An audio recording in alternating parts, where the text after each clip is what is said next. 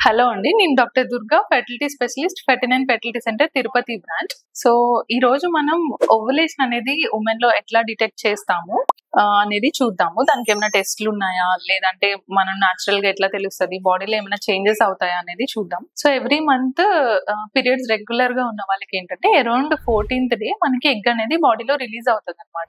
So, ఈ టైంలో కొంతమంది ఉమెన్‌కి కొంచెం లైట్‌గా పెయిన్ రావడం కానీ, కొంతమందికి స్పాటింగ్ అనేది కూడా కొంచెం కనిపిస్తది. అండ్ స్లైట్ గా బాడీ ఒక టెంపరేచర్ లో కొంచెం రైజ్ అవ్వడం, సర్వికల్ మ్యూకస్ అనేది కొంచెం థిక్ ఫ్లెగ్ లాగా అవ్వడం. సో ఇవన్నీ మనం ఓవ్యులేషన్ టైంలో చూస్తాం అన్నమాట. అండ్ ఇవి ఒక యూరిన్ ఎల్హెచ్ డిటెక్షన్ కిట్స్ అనేవి ఉంటాయి. దాంట్లో మనం ఎల్హెచ్ సర్జ్ అనేది డిటెక్ట్ చేయడం ద్వారా ఓవ్యులేషన్ అనేది డిటెక్ట్ చేయొచ్చు అనమాట. ఓవ్యులేషన్ టైంలో డైలీ ఈ యూరిన్ కిట్ చేసినట్లయితే ఎల్హెచ్ అనేది డిటెక్ట్ అవుతుంది. సో ఆ టైంలో ఓవ్యులేషన్ అయినట్టు తీసుకుంటాము. అండ్ దీనికి మనకి స్కాన్ లో అయితే కరెక్ట్ గా తెలుస్తుంది అనమాట. వెజనల్ స్కాన్ చేసినప్పుడు ఎగ్ రప్చర్ అయింది అని అంటే మనకి ఎగ్జాక్ట్ గా ఓవ్యులేషన్ అయింది అని అనుకుంటాము. సో ఇవి ఓవ్యులేషన్ డిటెక్షన్ టెక్నిక్స్ అండి. Thank you.